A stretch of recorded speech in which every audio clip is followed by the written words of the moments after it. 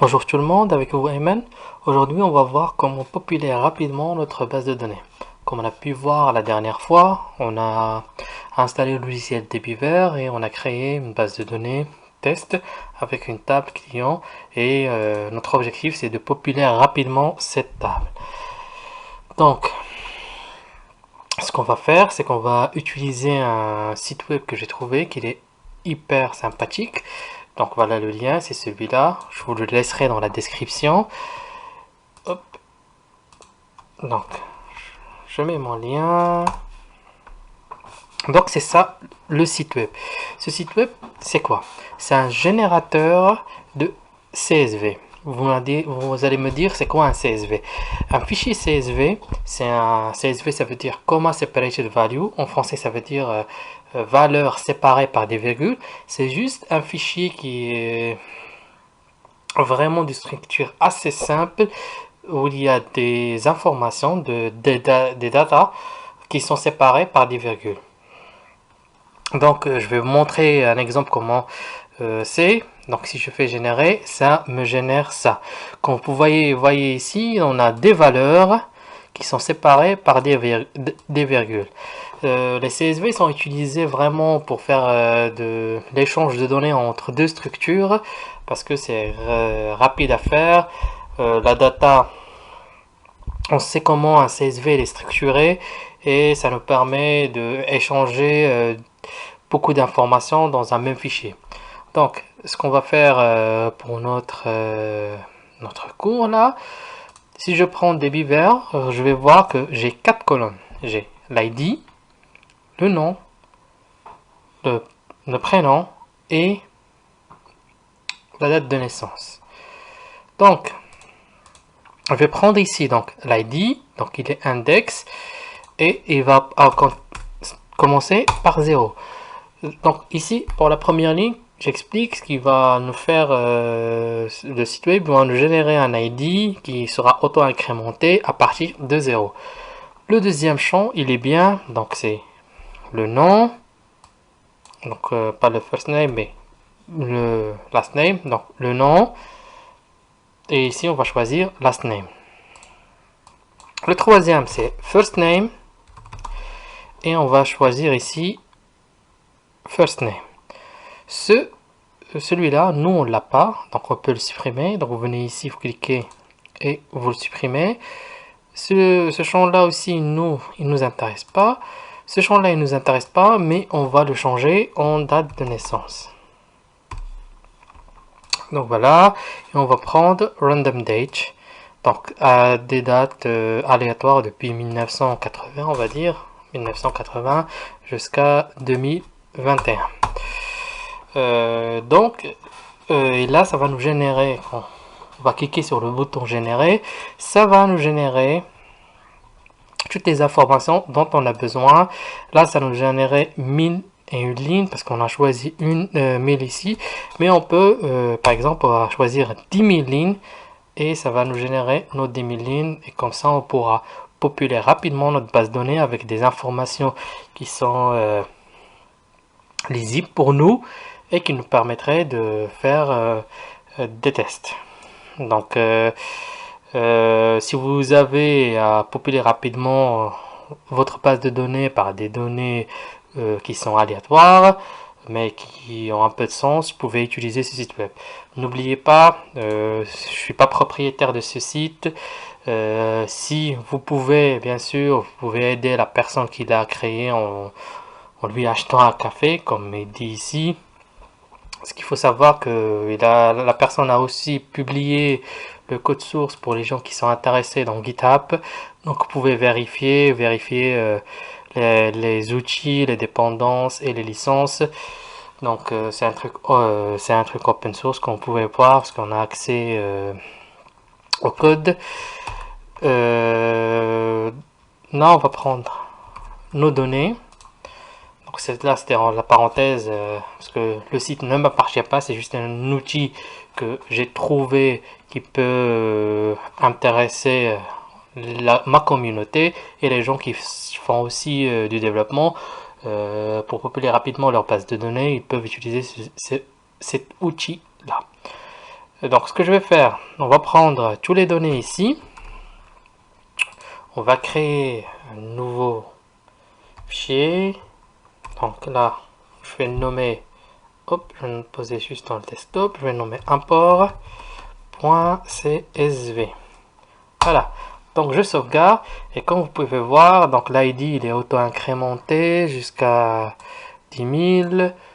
On a le nom, des noms, des prénoms et une date de naissance. Donc on n'a plus besoin de cette outil-là. On va prendre des beavers. On va prendre notre table. On va venir ici dans la table et on va cliquer le bouton droit. On va descendre, on va trouver import data. Donc on clique et on va choisir import data from CSV file.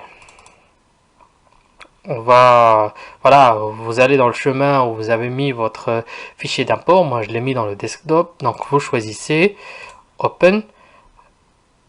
Pas besoin de changer n'importe quoi ici. Faites juste Next.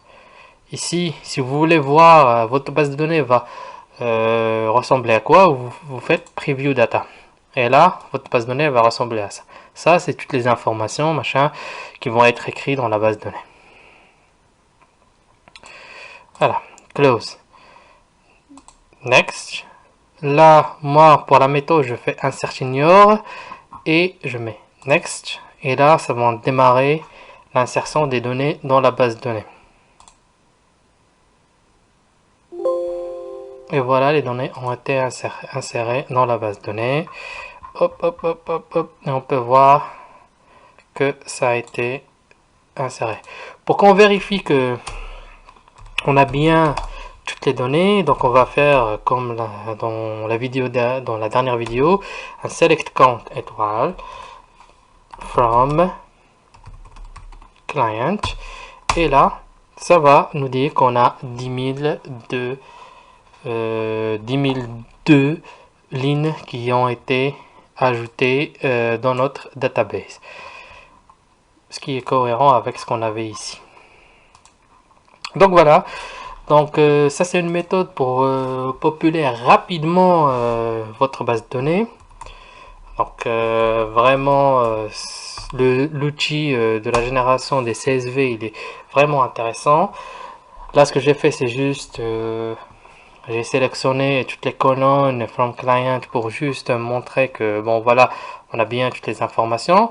Donc je disais c'est une méthode assez rapide pour populer la base de données et avec des données qui sont à peu près cohérentes. Par exemple on a vraiment des noms, Philippe, Léla, des trucs qui sont sympathiques et qui peuvent nous donner vraiment une idée sur une base de données, elle peut contenir quoi, et on pourrait faire des tests avec ça. Donc là par exemple, admettons je veux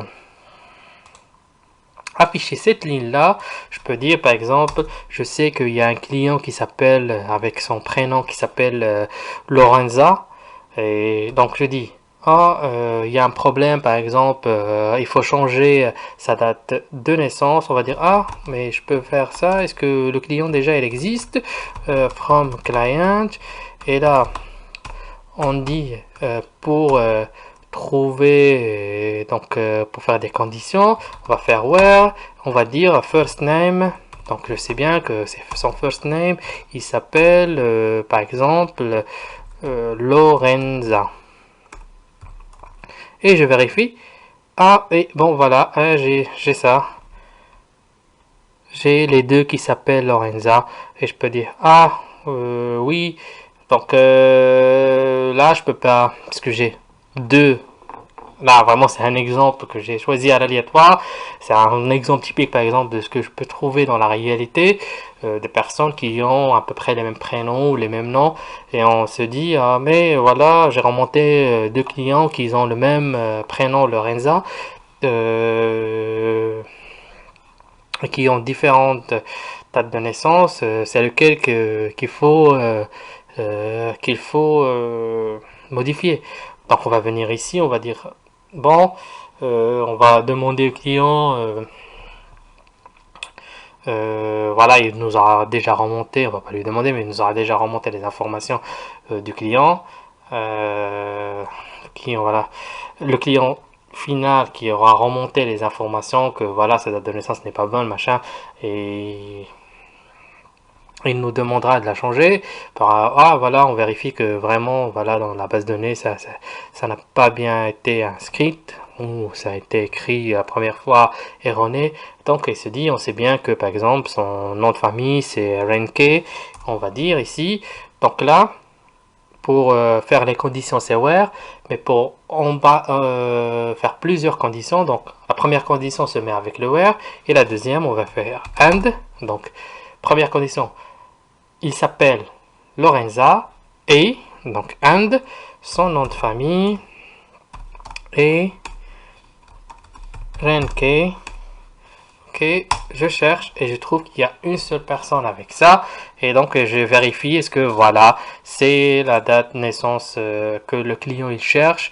Si c'est la date de naissance que le client il cherche à modifier, il faut faire donc on va modifier la table, donc update client set birth,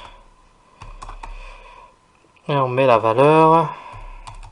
Au lieu, par exemple, de 2004, lui, il veut que ce soit 2000. On met la valeur. Hop. Qu'est-ce que j'ai fait?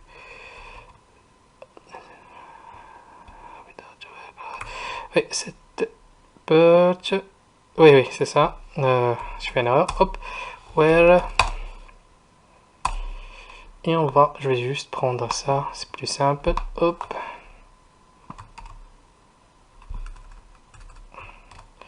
Ok. Donc là, pour que j'explique un peu ce que j'allais faire. Au tout début, j'allais faire une erreur parce que j'allais exécuter ça comme ça. Si j'exécute ça comme ça, ça va juste faire une mise à jour de toute la base, de toute la table, et mettre la date de naissance en 2012-13. Donc, ce qu'il faut faire, c'est mettre, ok, on veut modifier cette table-là, qui est le client, on veut setter la date de naissance à cette nouvelle date, mais on donne les conditions, donc le where, donc il faut spécifiquement le where, donc tu mets le where, le prénom il s'appelle comme ça, et le nom il s'appelle comme ça, parce qu'on sait, voilà, on a fait notre select, on a vu que c'est bien, quand on met ces deux conditions, on a la bonne personne à modifier. Si on met pas la condition du nom, on n'aura pas la bonne personne à modifier, et là par exemple on sait bien que on va pas se tromper, on met le update avec ces conditions là. Ce qu'on pourrait faire par exemple ici, c'est on fait comme ça, donc là on va faire remonter avec le select ces informations là du client. Et ce qu'on peut faire, si on veut pas faire tout ça, on fait par exemple, on sait que l'ID il est unique pour chaque client, donc on met where ID égale à 139, et boum, on aura bien changé la seule personne. Pour vous montrer que ça a bien changé la seule personne, je vais changer en 2001, et voilà, je vais faire un select machin, et on voit bien que c'est la bonne personne qui a été changée. Pour vous montrer plus que voilà, c'est que cette personne qui a changé, je vais afficher les autres clients. On voit bien qu'il n'y a pas de changement dans les autres clients. Et si on part à l'ID 139, ID 139, il est là. Donc on voit bien que c'est cette personne-là qu'on voulait changer, c'est la seule qui a été changée. Donc là, c'est juste un exemple rapide.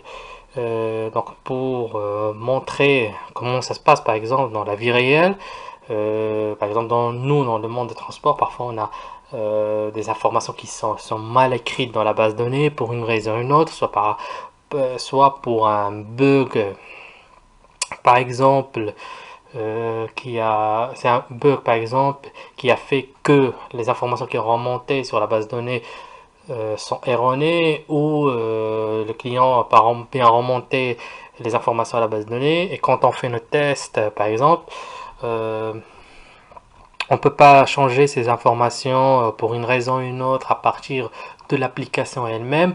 Donc on est parfois confronté à la situation qu'il faut changer directement les informations sur la base de données. Et là, ce qu'on a fait là maintenant, c'est un exemple typique de ce qui peut se passer dans la réalité et comment le gérer. Bon voilà, l'outil, je vous laisserai le lien de l'outil dans la description. C'est un outil hyper sympa. Si vous pouvez, n'hésitez pas à typer la personne qui a fait l'outil. N'oubliez pas de vous abonner, de cliquer sur la cloche. Il y aura une vidéo